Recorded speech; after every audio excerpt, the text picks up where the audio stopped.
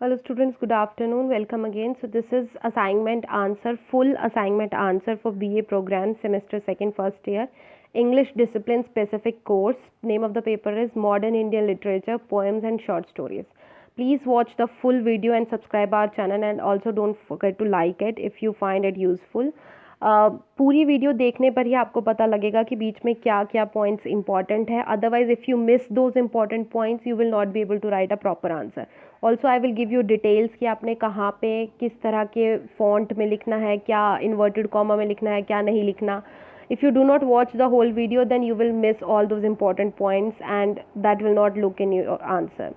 So now first let's have a look at the format of the answer. First of all, at the center you have to write the assignment, then your subject, and then name of the paper, and then on the right, either on the right side or on the left side, you have to mention your exam roll number as well roll number. There are total 5 things जो आपको लिखनी है. Those 5 things are mentioned in the SL guidelines. Please follow the guidelines.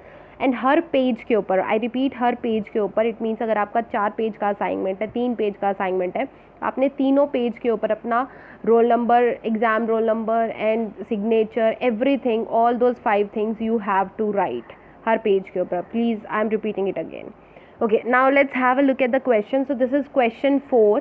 If you have already seen the question paper, then you know कि आपको 4 में से सिर्फ 2 ही question करने हैं. इट्स योर चॉइस आप कौन से 2 क्वेश्चन कर रहे हैं.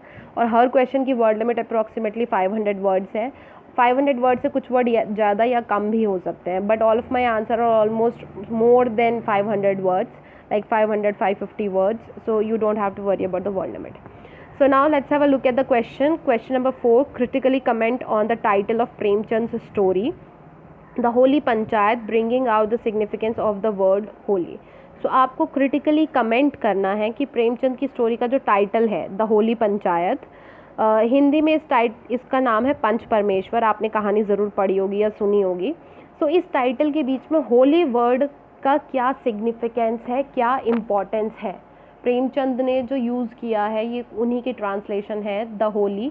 सो होली का मतलब होता है पवित्र. तो उन्होंने ये वर्ड पंचायत वाले इस टाइटल, इस स्टोरी के बीच में क्यों यूज़ किया है. वो द गुड पंचायत भी बोल सकते थे, द ब्रेव पंचायत भी बोल सकते थे, द ट्रूथफुल पंचायत भी बोल सकते थे, बट उन्होंने द होली वर्ड ही क्यों यूज़ किया और इसकी इम्पॉर्टेंस क्या है, ये चीज़ आपको स्टोरी के थ्रू यहाँ पे समझानी है कि क्यों उन्होंने ये वर्ड यूज़ किया है. Now let's have a look at the answer.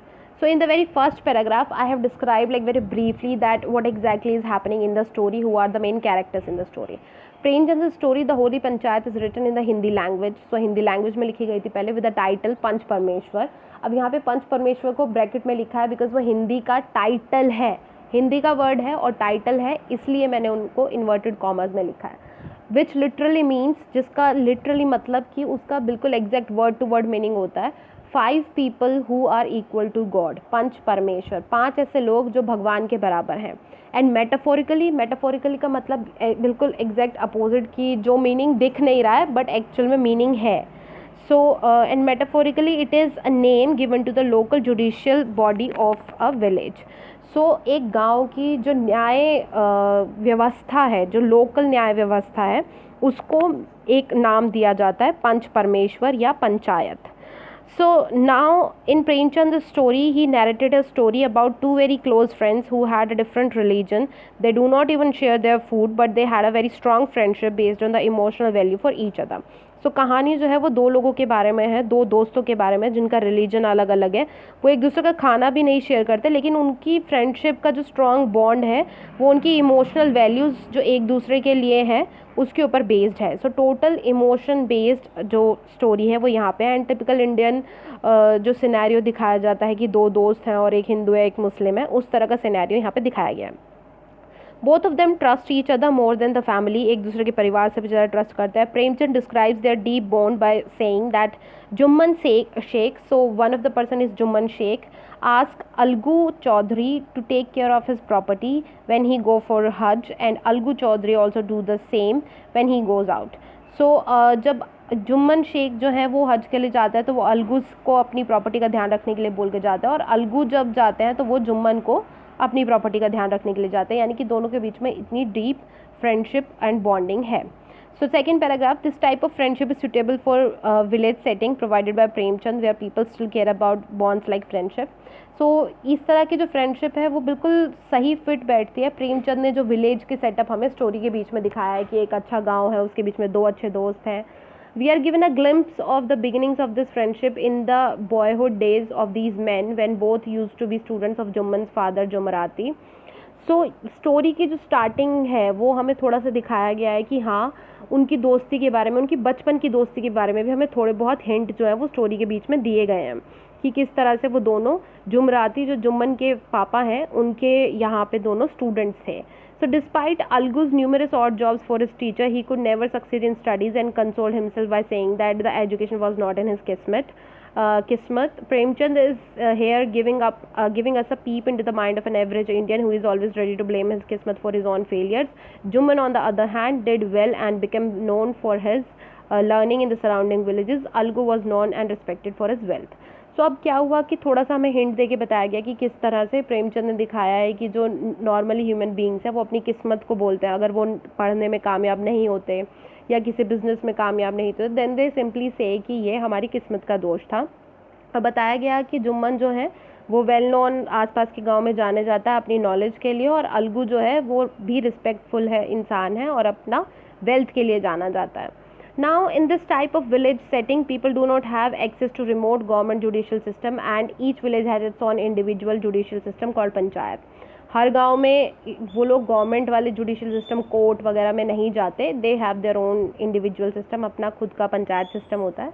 Panchayat are considered holy and people have full faith in them. वो किस लिए पवित्र कंसिडर किया जाता है? क्योंकि लोग उसे पवित्र मानते हैं और लोगों को उसमें पूरा विश्वास होता है. Similarly all the 5 members of panchayat and sarpanch, the head of all the members of panchayat, also have responsibility to provide unbiased justice to villagers.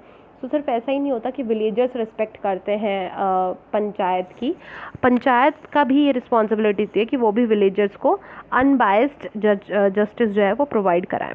So the twist comes in the story when Jumman comes to Panchayat with his khala, who excuses him of unfair treatment after giving all her property to Jumman in the hope of getting care till her death, and Algu as a member of Panchayat supports his khala. तो होता क्या है कि जुम्मन जो है वो पंचायत में आते हैं अपनी खाला के साथ, जहाँ पे उनकी खाला उनके ऊपर इल्ज़ाम लगाती है कि ये मुझे अच्छे से ट्रीट नहीं करता और उसने मेरी प्रॉपर्टी ले ली है. और अलगू जो है वो उसकी खाला का साथ देते हैं, जुम्मन का साथ नहीं देते. Jumman felt cheated and war to take revenge, but ironically when Algu faced a trial in the panchayat with Samjhu Sahu, who refused to pay Algu for the ox he has purchased from Algu, Jumman took the side of justice and his friend Algu. So अब उसके बाद इस बात से जुम्मन गुस्सा हो जाता है और वो कसम खाता है कि वो भी बदला लेगा. लेकिन आयरॉनिकली यानी कि होता इसका अपोजिट ही है. अलगू जब पंचायत में आता है अपने दूसरा इंसान समझू शाहू जो है, जो धोखे से उनसे बैल ले तो लेते हैं, बैल मर जाता है उनसे ज़्यादा काम करवा के, लेकिन बाद में वो अलगू को पैसा देने से मना कर देते हैं कि ये बैल मर गया तो मैंने तुमसे ख़रीदा लेकिन मैं अब तुम्हें पैसे नहीं दूंगा. इस बात पे जुम्मन फिर भी सच्चाई का साथ देते हैं और अपने फ्रेंड का साथ देते हैं और वो समझू शाहू को बोलते हैं कि तुम्हें पैसे देने ही होंगे. So this is the story and now you can see कि किस तरह से स्टोरी में होली दिखाया गया. अब लास्ट पैराग्राफ में हम बताएंगे कि ये पूरी स्टोरी में होली कैसे किस तरह से ये पवित्र है. Premchand has shown the ideal side of friendship, justice and village judiciary system panchayat. उन्होंने सबकी आइडियल साइड दिखाई. He calls the panchayat holy, उन्होंने पंचायत को होली बोला because the purity and integrity of justice are served by panchayat, क्योंकि पंचायत ने हमेशा प्योरिटी और इंटीग्रिटी ऑफ जस्टिस बनाए रखी और एक अनबायस्ड जजमेंट जो है हमेशा वही दिया. It shows that even when you have your personal agenda, when you sit at the position of a punch, you cannot deliver biased justice. अगर आपका खुद का कुछ एजेंडा भी है, आपको इसे बदला लेना है या आपकी किसी से दुश्मनी है, तब भी अगर आप पंच के रूप में, मेंबर के रूप में वहाँ पे बैठे हैं तो आप धोखाधड़ी नहीं कर सकते बिल्कुल भी. The position of panch become sacred, वो एक पवित्र जगह बन गई है पंच की जो पोजीशन है, and therefore the Holi panchayat, और इसलिए जो पंचायत है वो भी एक होली पंचायत हो चुकी है. So that's it for this video. If you have any suggestion, comment or question or anything which you want to share with us, do let us know in the comment section, and please subscribe our channel. We are uploading the genuine content and we also feel very like appreciated and nice when you guys subscribe our channel and like our videos. We feel that at least someone is like appreciating us. So that's it for this video, and keep watching, and please subscribe our channel. Thank you.